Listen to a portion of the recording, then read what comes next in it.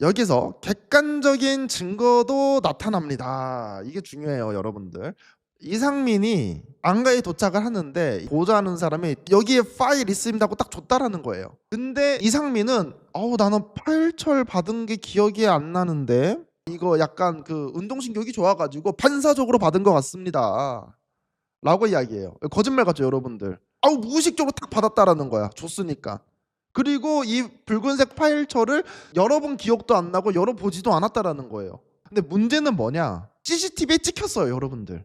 주장이 아니라 팩트예요. 오늘은 박성재 내란 재판을 다녀왔는데요, 재판장으로서는 우리 이진관 부장입니다. 오늘 이진관 부장의 활약이 돋보였는데요, 증인으로서는 이상민 행안부 전 장관이 나왔습니다. 재판이 시작될 때는 증인 선서를 하거든요. 저는 위증의 처벌을 받겠습니다. 그런데 이상민이 저는 선서 못하겠습니다 선언은 한 거예요. 왜 선서를 못하냐, 이상민은 현재 이렇게 주장을 해요.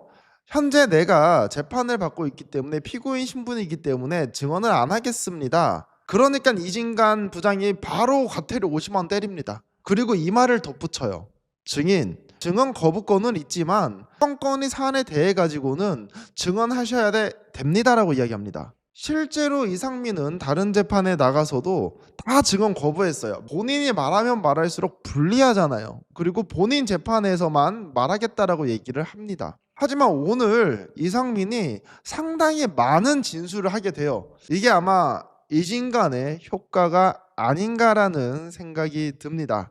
오늘 재판의 전체적인 타임라인은 20시 36분에 이상민이 울산에 있는 일정을 전부 다 마치고 윤석열의 집무실에 들어갔다. 이 당시가 8시 멤버예요. 윤석열, 박성재, 한독수, 조태용, 절태열, 이 사람들이 1차 회의를 갖게 됩니다. 국무회의가 끝난 이후에 이상민이 서명할 필요 없어, 그냥 가세요 해서 장관들이 서명을 안 하고 그냥 나가게 됩니다. 윤석열의 계엄이 실패한 이후 내란 고발장이 접수가 되고요, 14시 40분에 탄핵소추안이 발의가 됩니다. 그 이후에 이상민, 박성재, 이완규 이런 사람들이 삼청동 안가에 들어가서 회의를 하게 돼요. 이게 오늘 재판의 12월 3일, 12월 4일의 전체적인 맥락입니다. 그렇다고 하면 대통령 집무실에서는 어떠한 이야기가 오갔었냐, 사람이 별로 없었다라는 거예요. 그래서 앉아서 기다리고 있는데 조태용과 조태열이 들어오고, 조태용이 70년 공든탑이 무너진다, 이러니까 윤석열이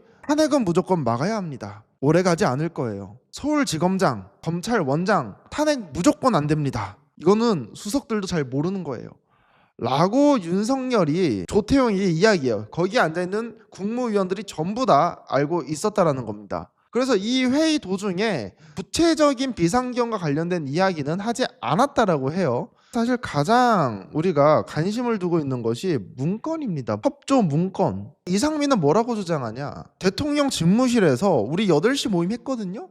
그 당시에 문건 받은 사람 없어요. CCTV에 그 문건 주고받는 게 찍혔는데 저는 기억나지 않습니다 라고 이상민이 얘기합니다. 그래서 특검이 이렇게 이야기합니다. 김영현이 이런 진술을 했다. 항소심에서 비상계엄 윤석열이 준비하라고 해가지고 각 부서별로 어떻게 협조할 건지, 어떻게 지시 내릴 건지, 그리고 이것들을 내가 국무위원에게 전달했다라는 거예요. 물증도 있어요. 물증. CCTV 물증이 있단 말이에요. 이진관 부장이 한독수 재판에서 CCTV를 깠잖아요. 그런데 이상민은 기억이 안 난다 라고 하고 있는 그런 상황입니다. 여기까지는 그동안 재판 진행에서 다 나왔던 얘기예요. 근데 이것도 새로운 내용입니다. 대접견실에서 국무회의가 종료된 이후에 국무위원들이 다 나갑니다. 이때 누군가가 이거 국무회의를 끝났으면요 서명하셔야 됩니다 라고 막아요. 나가지 말라고. 그때 용처럼 등장했던 게 누구냐? 이상민이 그거 사인할 필요 없어, 야 장관들 내보내 라고 해서 장관들이 나갔다라고 합니다. 근데 부서와 관련돼서 오늘 이상민이 한 말이 있는데요, 이 내용이 중요해요. 본인은 계엄과 전혀 관계가 없다라고 주장을 합니다. 그 내용이 어떤 거냐면, 이 부서라는 게 국무회의가 열렸고 이거 주제에 건의를 올린 장관들이 있지 않겠습니까? 그래서 이 사인을 할 때는 그 건의한 장관과 국무총리가 사인을 해야 된다라는 거예요. 딱 2명의 사인이 필요하다라는 거예요. 원래 계엄을 요구할 수 있는 장관은 2명입니다. 국방부 장관과 행안부 장관이래요. 근데 이상민은 나는 행안부 장관이긴 한데 계엄과 관련돼서 난 건의한 적이 없어. 건의 누가 했더라? 김용현이 했네. 그러니까 국무회의가 끝나고 사인하는 것은 내가 아니라 저기 그 계엄을 막 요구했었던 김용현이랑 국무총리인 한덕수이 딱 2명만 하면 돼. 그러니까 나는 관계가 없다라는 거예요. 이거를 공감해줄 사람이 과연 있을까라는 생각이 드는데, 그래서 우리가 이런 얘기가 많이 나왔어요. 의전 평람에는 국무위원들이 전부 다 사인하게 돼 있지 않냐라고 이야기하니까 이상민이 뭐라고 하냐면 진짜 아무것도 모른다. 아무것도 몰라. 야, 이 자식아, 이 국무위원이 다 사인하는 거는 법적으로는 그렇지 않아. 법적으로는 요구했었던 장관과 국무총리만 하면 돼. 나는 전혀 상관없어 라고 지금 이상민이 주장하고 있는 겁니다, 여러분들. 그리고 이 사인을 맨 처음에 지시를 내렸던 게 누구였었냐면 박성재가 앉아있고 이상민 앉아있었어요. 근데 이 회의를 작성할 사람이 없었던 거야.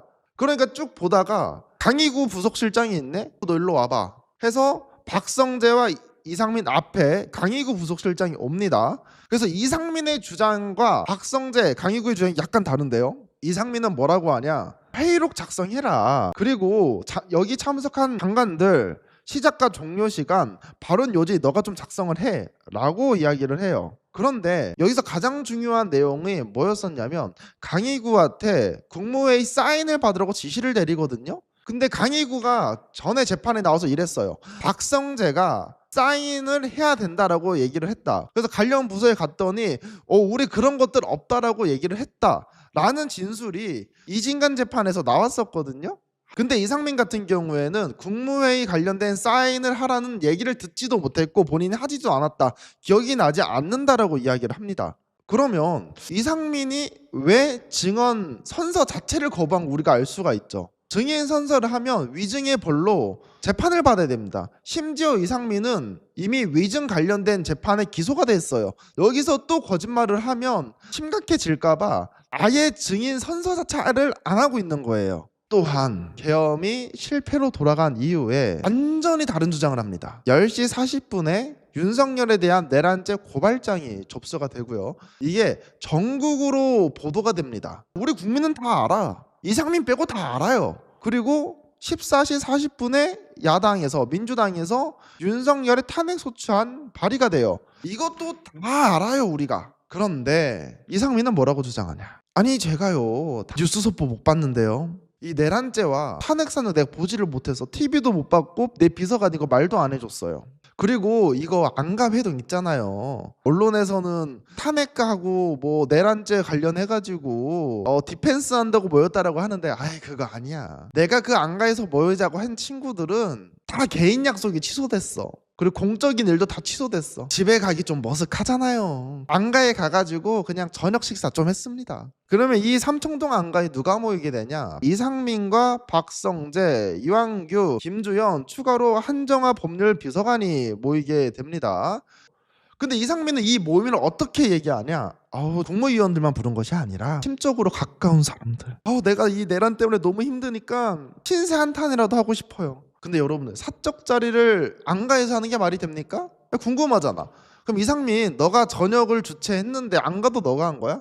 그건 아니라는 거예요. 김주현과 전화를 했는데 김주현이 상민아 밖에 나가면 보는 눈도 많고 이 자식아 우리 안가에서 저녁 먹자 하면서 안가를 갔대요. 그래서 안가 모임을 6시 32분에 딱 도착을 합니다. 1분 뒤에 한정화 법률 비서관이 와요. 김주현에게 사표를 내고 싶어 했었던 한정화가 거기 직원들한테 물어보니까 김주현 민정수석님은 안가로 가신다고 한다 저녁에. 그러니까 안가에서 사표를 내라 라고 했다고 해요. 그래서 한정화도 플러스 알파로 5명이 모이게 됩니다. 근데 우리가 상식적으로 생각해 보자고요. 법에 가장 가까운 사람 4명이 모였어요. 거기다가 법률비서관까지 모였어요. 근데 여기서 진짜 단순히 그 5명의 심신의 안정을 위해서 저녁 식사 자리를 했다?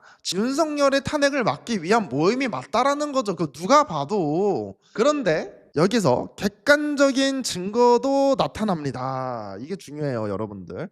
파일 처리 나타난다. 미개봉 붉은 파일이 있다라고 합니다. 이상민이 안가에 도착을 하는데 보좌하는 사람이 여기에 파일 있습니다 하고 딱 줬다라는 거예요. 근데 이상민은 나는 파일철 받은 게 기억이 안 나는데 이거 약간 그 운동신경이 좋아가지고 반사적으로 받은 것 같습니다 라고 이야기해요. 거짓말 같죠, 여러분들. 운동신경 참 좋은가 봐. 무의식적으로 딱 받았다라는 거야, 줬으니까.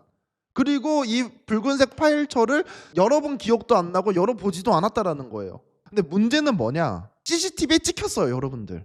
주장이 아니라 팩트예요. 물론 안가 CCTV 같은 경우에는 대통령 경호처에서 지금도 쓰고 있는 곳이기 때문에 CCTV 비공개예요. 그래서 공개는 안 됐는데 다음 주에 이 CCTV와 관련돼 가지고 함께 볼 예정입니다. 저는 못 보지만 특검과 변호인 그리고 재판장까지 볼 예정이에요. 그렇다면 이 붉은 파일 안에 있는 내용이 도대체 뭐냐? 당시에 박성민 기획조정실 과장이라는 사람이 있습니다. 이 사람이 재판 나와서 뭐라고 얘기했냐면 비상계엄 선포는 헌법상 대통령의 고도의 통치 행위에 해당된다는 논리가 담긴 붉은 파일철을 증인에게 보고했다 주장. 그러니까 박성민 기획조정실 과장이 이상민에게 파일철을 전달했는데 비상계엄 선포는 헌법상 대통령의 고도의 통치 행위에 해당된다라는 내용이 이 붉은 파일철에 있었다라는 겁니다. 그리고 이상민의 집을 압수수색을 하거든요.